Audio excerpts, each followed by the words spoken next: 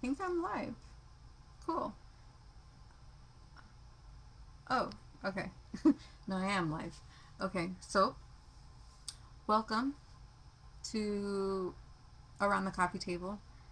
I'm Dulce, and gonna. Oh, it's just gonna show me notifications while I'm going live on my phone.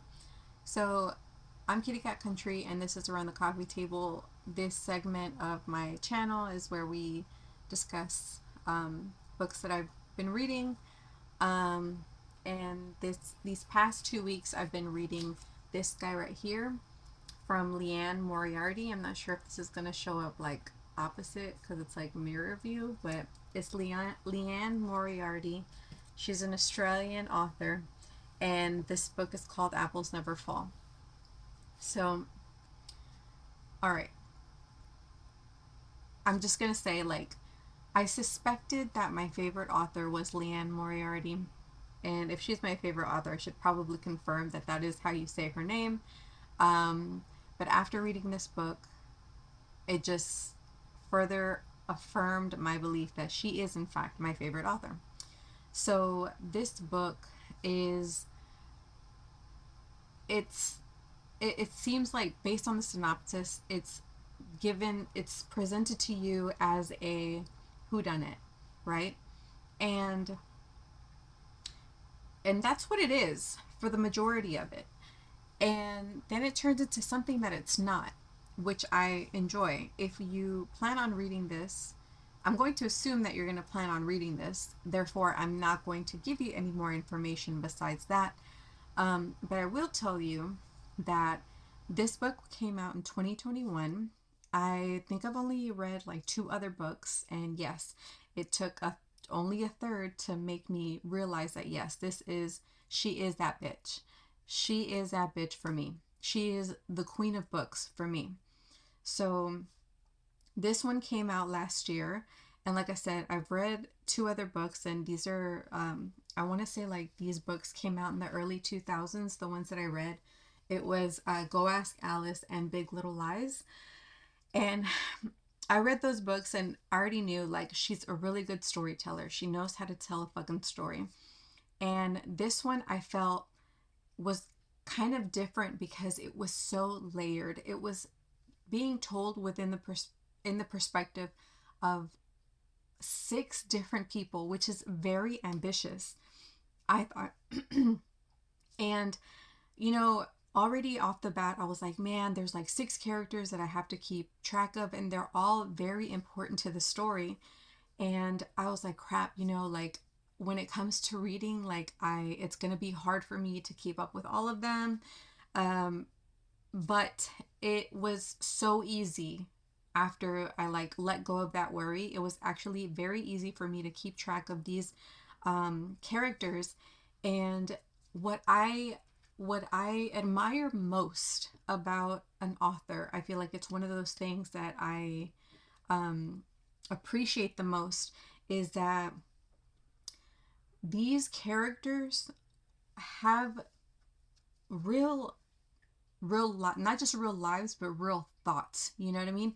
The thoughts are not just one-sided, like, oh, I'm jealous of this person because they have that. No, it there is like these are 3D people that you know. And I just don't understand how an author can be so like, is it telepathic or something. She has this way of knowing, of building a character up, knowing what their insecurities are. It's almost like she made this person front to back, what their little like their mind neuroticisms are, their insecurities, the backstory of those insecurities, um, to the minuscule details, like, oh, like, and when I mean minuscule details, I mean like, oh, well, this is something like, she always looked at me in this sort of way, and therefore I always knew that she felt this way about me, and therefore I developed these tentacles of insecurities that now are ingrained into me.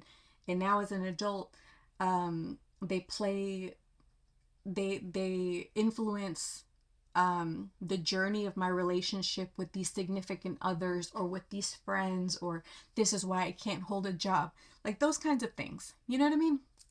So it's a long-winded and very animated way of saying this author knows people, and it's and you don't hear, like, you ever read books from a person and you kind of just feel like they're writing the same character? And I mean, shit, you watch movies and you see the same shit. Like, Seth Rogen plays the same character. Fucking James Franco plays the same fucking character. You know, like, that kind of shit. Brad Pitt plays the cool guy. You know, like, it's very much that in, I feel like, in the book world. But she never fails to give you someone original, you know, someone with their own fucking problems that you can relate to, not just because you relate to because you're the same, but because it's like, man, your your complexes are so nuanced, you know? And that's how you relate to the character. And that's what I really appreciate um when it comes to her characters in the books. Now, the way that she tells a story, there's a lot of fucking twists and turns in this one, which is unlike the ones, well, not so much Big Little Lies, because that one was that one just like, you thought it was, you know, vanilla, but then it was chocolate. And this whole time you thought it was vanilla. So, so in this way, the way that the story is told, it's almost like every chapter is from a different perspective, which is something that I've seen before. But the way that it's like at the end of every chapter, at the end of every person's perspective, you are given something, sort of like a clue as to what is going on. And I'm not even kidding, like, it, whenever I read the end of whenever I finished a chapter, I was left with like and I mean literally, because I'd be at work on the fucking couch that I always sit at reading, and I'll be like and then someone passes by and they're like, "Oh my god, like, are you okay?" But I'm like, "No, I'm fine. It's this book," you know? Um which is probably just as crazy. So, um anyways, it turned out, oh, and another thing that I will applaud her for is that, of course, when you're presenting to your audience a fucking myriad of layers of a layered story, you're gonna end up with all these loose ends, you know, all these potential loose ends if you never address them. But I will give her fucking flowers, because everything, every, like, you know, seed that she planted, all these ends, none of them were loose ends. She addressed all of them. And at the very end, and I will tell you, my favorite chapter is chapter 70, when she explains to me the most important loose end that I didn't know I needed to know, you know? And when that chapter answered so many fucking questions for me that I didn't even know I had, you know? So I'm so glad for that. This book is almost 500 pages long, and it's why it took me so long to read. Um, so just a quick synopsis. It's about, so the book starts out with uh, it's a family. It's a family of four, two daughters, two sons. They have a mother and a father who are they've retired, and the book opens up with the mother's missing. So now they're trying to figure out how the mother went missing, uh, because they call initially they don't, but they eventually do call the police, and they're like, "Hey, mom, we don't think something's wrong. It's just, it's weird that she hasn't called us in a few days, so we're gonna call you, you know, just in case some shit did go down, and maybe you could look into it." And so the cops are like, "Fine." So the detectives are questioning everyone, and then it basically ping pongs between when the kids saw that their parents' marriage wasn't as perfect as they a thought back to the present where their mom is still missing. So it's a lot of like peeling off layers, because simultaneously while this story is being told to you, like while you're finding out just the nature of a marriage that these parents had, you start to the kids themselves are discovering, oh well, I guess, that argument at dinner that one time was really a red flag for, verbal abuse in the marriage, just an example. But that's I realize, like, how crazy this all sounds, but that's just how crazy this book is, in a good way, in the best way. So if you decide to read this, which every time I'm like, this book is a 10, this book is a 15 out of 10. If you're going to read any of the books that I recommend, that aren't horror, because coincidentally enough, the ones that I'm like really crazy about were the ones that I read from Neil Gaiman and the Clive Barker book. If horror is not your vibe, I strongly suggest that you pick up this book, or Go Ask Alice. Like, Go Ask Alice is a good one. Big Little Lies, they turned that into a TV series, and from what I hear, I haven't seen that TV series. If But I hear really good things about it. And from what I hear, like, because someone at work has saw the series and he didn't read the book, but I read the book. And I was telling him, this is where I am in the book.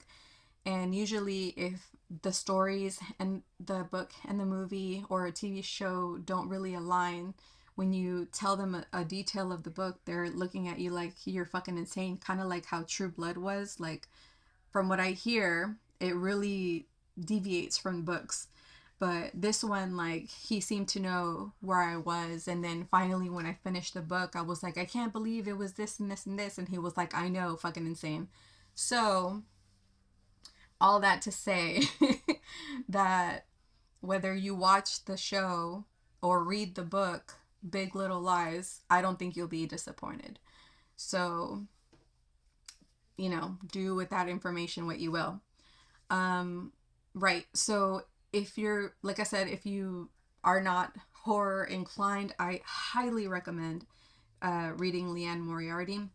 I think the next book that I'm going to read will be a comic book, if I can find one that is standalone, because I know comic books tend to be like a series. But if I can't find one, then my next book will probably be one from the author of what book did she write? The Devil Wears Prada. It might be one of those, or I might just fuck around and read another Liane Moriarty, because I fucking love her. Like, apparently she has like a bunch of other fucking books. So this might, in a little bit, like for a time, become a Liane Moriarty book review stream. Anyways, so I hope you enjoyed this installment of Around the Coffee Table. If you did, please let me know if you're gonna end up picking up this book. If you are a fan of hers, please let me know and let's fucking talk about her, because she's amazing. Anyways, so I hope you enjoy the rest of your Friday, and I'll see you on the next one, hopefully. Okay? Bye.